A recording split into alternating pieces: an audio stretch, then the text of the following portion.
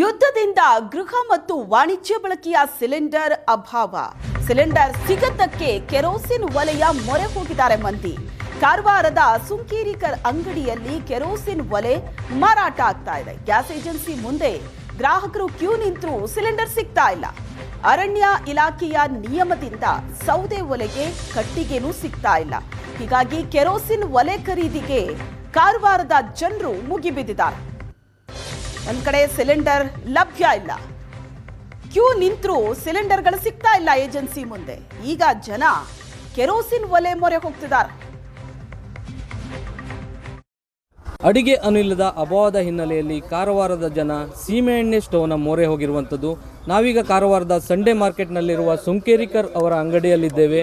ನೀವೀಗ ನೋಡ್ಬೋದು, ಗ್ರಾಹಕರು ಭಾರಿ ಪ್ರಮಾಣದಲ್ಲಿ ಸೀಮೆ ಎಣ್ಣೆ ಒಲೆಯನ್ನು ಖರೀದಿಸುವಲ್ಲಿ ನಿರತರಾಗಿರುವಂಥದ್ದು. ಉತ್ತರ ಕನ್ನಡ ಜಿಲ್ಲಾಧಿಕಾರಿ ಹೇಳ್ತಾರೆ, ಕಾರವಾರದಲ್ಲಿ 4 ಲಕ್ಷಕ್ಕೂ ಅಧಿಕ LPG ಕನೆಕ್ಷನ್ ಇದೆ. ಪ್ರತಿ ದಿನವೊಂದಕ್ಕೆ ನಾವು 9,000 ಗ್ರಾಹಕರಿಗೆ LPG ಸಪ್ಲೈ ಆಗ್ತಾ ಇದೆ ಅಂತ.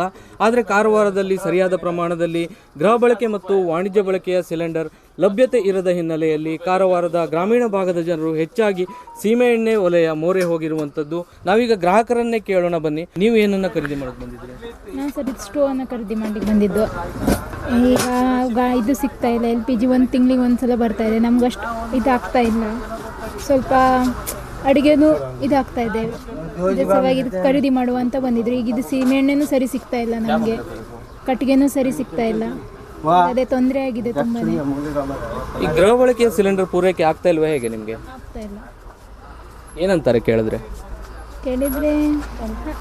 1 ತಿಂಗಳ ಮೇಲೆ ಕೊಡ್ತೇವೆ ಅಂತ ಹೇಳ್ತಾರೆ. 1 ತಿಂಗಳ ತನಕ ನಮ್ಗೆ ಸಾಕಾಗೋದಿಲ್ಲ ಅಲ್ಲ. ನಾವು ಬೇರೆದೇನು ಯೂಸ್ ಮಾಡೋದಿಲ್ಲ ಅಲ್ಲ, ಕಟ್ಟಿಗೆ ಯೂಸ್ ಮಾಡ್ತೇವೆ. ಅಷ್ಟು ಸಿಗ್ತಾ ಇಲ್ಲ. ಈಗ ಮುಂಚೆ ಆದರೆ ಕಟ್ಟಿಗೆ ಯೂಸ್ ಮಾಡ್ತಿದ್ರು, ಈ ಕಟ್ಟಿಗೆ ಸಿಗ್ತಾ ಇಲ್ಲ ಅಲ್ಲ ಸರ್. ಸಿಲಿಂಡರ್ ಪೂರೈಕೆ ಆಗದ ಹಿನ್ನೆಲೆಯಲ್ಲಿ ಜನರು ಸ್ಟವ್ ಅನ್ನು ಖರೀದಿಗೆ ಬರ್ತಾ ಇರುವಂಥದ್ದು. ಹೇಗೆ ಸಪ್ಲೈ ಇದೆಯಾ ಹೇಗೆ ನಿಮ್ಮಲ್ಲಿ? Supply up to 0. ಸಪ್ಲೈ ಏನೂ ಇಲ್ಲ. ಎಲ್ಲ ಫ್ಯಾಕ್ಟ್ರೀಸ್ ಇದು ಪ್ರೊಡಕ್ಷನ್ ಬಂದ್ ಮಾಡಿದ್ದಾರೆ. ಇದು ಸಿಕ್ಕೋದು ಅಂದರೆ ಇದು ಹಿತ್ತಾಳೆದು, ಇದು ತುಂಬ ಕಾಸ್ಟ್ಲಿ ಆಗ್ತದೆ.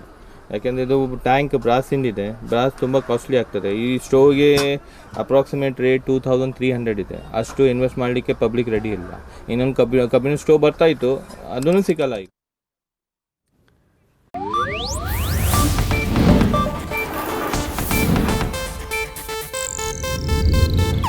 ಇದು ಏಷ್ಯಾನೆಟ್ ನ್ಯೂಸ್ ನೆಟ್ವರ್ಕ್ ಪ್ರಸ್ತುತಿ.